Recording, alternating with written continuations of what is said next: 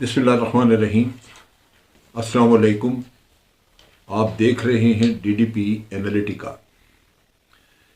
जब से कैप्टन सफदर ने ये स्टेटमेंट दी कि वो समझते हैं कि मरियम नवाज अभी वज़ीर आज़म नहीं बन सकती, उस दिन से एक बहस छिड़ गई है कि मरियम का कैरियर है क्या।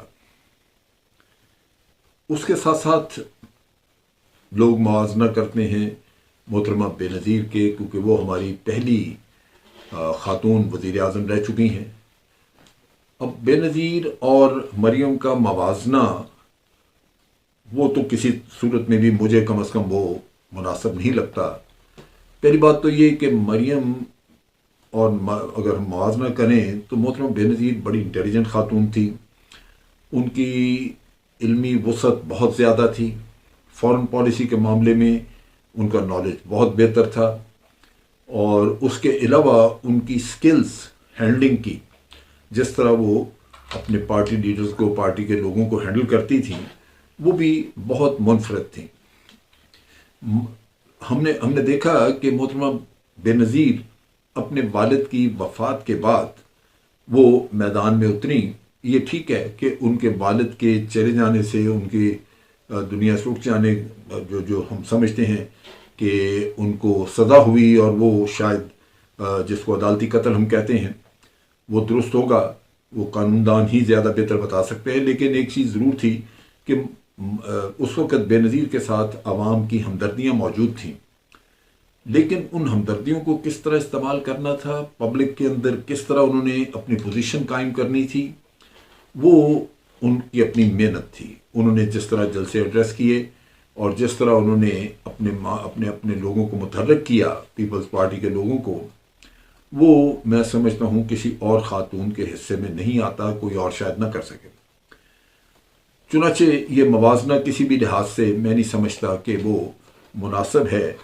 उसके मुकाबले में बेनज़ीर के मुकाबले में मरियम पर्सनैलिटी के नुक्ता निगाह से ठीक है, अट्रैक्टिव हैं, लेकिन इल्मियत, नॉलेज, आवाम से डील करना या अपने पार्टी के लोगों से, पार्टी लीडर से अपने मामला चलाना, वो खासा मुख्तलिफ नज़र आता है और मैं समझता हूँ कि वो इतना अच्छा नहीं है। सबसे पहले जो पार्टी लीडर उनसे बागी हुए थे वो थे चौधरी निसार। चौधरी निसार ने बड़ा वाज़े कहा कि वो इस मामले में समझते हैं कि वो इतनी महारत नहीं रखती, और फिर वो उनके सामने बच्ची है, जो तजर्बा सियासत का इन बुज़ुर्गों को है वो उसको नहीं है। और ये भी उन्होंने कहा कि मियाँ नवाज शरीफ को मिसगाइड करने में उसका खासा रोल है।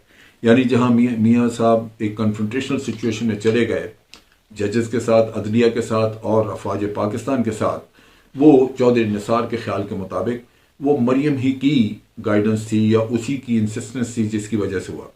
मैं समझता हूँ बहुत बड़ा वाक़या जिसने कि उस वक़्त मियाँ नवाज शरीफ को हिला के रख दिया, और अगर वो परसू किया जाता वाक़या तो उसमें मियाँ नवाज शरीफ के लिए बड़ी शदीद मुश्किलात आ सकती थी। वो था डॉन लीग्स का, और डॉन लीग्स के पीछे भी कहा जाता है कि मरियम नवाज का मुकम्मल हाथ था। ये तो सूरत है जो कि जो उनके पार्टी के लीडर समझते हैं। लेकिन अब जब री लॉन्च उनको किया है मियाँ नवाज शरीफ ने, तो मियाँ नवाज शरीफ का लगता यूँ है कि वो जल्दी में है। वो चाहते हैं कि फौरी तौर पे किसी न किसी तरह मरियम को वो मसनद वज़ीर आज़म पे बैठा देखें, खा उससे मुल्क का बेड़ा गर्क होता है या जो भी होता है, क्योंकि यहाँ पे ऑलरेडी ये जो टोला है पीडीएम का, ये मुल्क का बिल्कुल सत्यानाश करके तो उस पर भी हुकूमत करने के लिए तैयार बैठा है। अब इस स्टेज के ऊपर जब मरियम को लॉन्च किया गया एक बड़ी सीनियर पोजीशन पे बिठा के, तो पार्टी में एक बगावत का सा सामान नज़र आता है।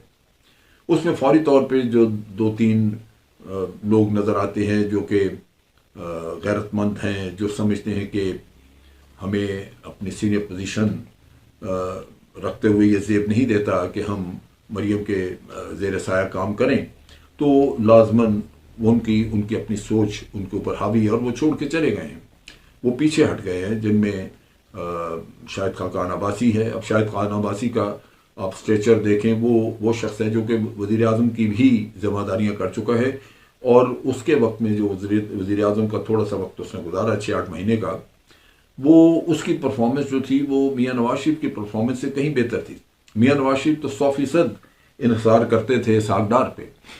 تو یہ ایک ایسا میں سمجھتا ہوں عمر تھا جہاں بھی محسوس کیا شاہد خاقان عباسی نے کہ باوجود ان کے اسٹریچر کے ان کو نظر انداز کیا گیا ہے اور ایک ناتجربہ کار امپلسو شخصیت کے نیچے ان کو کام کرنے کو کہا گیا، وہ انہوں نے قبول نہیں کیا. اسی طرح مہتاب عباسی صاحب نے بڑا اوپنلی ریوولٹ کیا ہے. مفتاح اسماعیل صاحب پہلے ہی، کیونکہ یہ پارٹی اپنی پارٹی کو ایک خاندانی اثاثے کے طور پہ چلاتے ہیں، تو اسحاق ڈار بڑا انوانٹڈ ایک ایسا آدمی جو بڑا کنٹروورشل ہے، اس کو بھیجا گیا صرف اس وجہ سے کہ اپنی فیملی کے کام شام نکلوا لیے جائیں. مفتاح اسماعیل کو ہٹا دیا گیا، سو مفتاح اسماعیل بھی بغاوت کر کے باہر کھڑے ہیں. اب ان حالات میں کیپٹن صفدر کی بات کہ مریم فوری طور پہ وزیر اعظم نہیں بن سکتی، وہ ایک وزن رکھتی ہے. اس کے دو پہلو ہیں. ایک تو یہ پارٹی کے اندر کا پہلو جہاں ہمیں نظر آتا ہے کہ پارٹی میں مریم کو وہ سپورٹ حاصل نہیں ہے جو کہ نواز شریف کو تھی.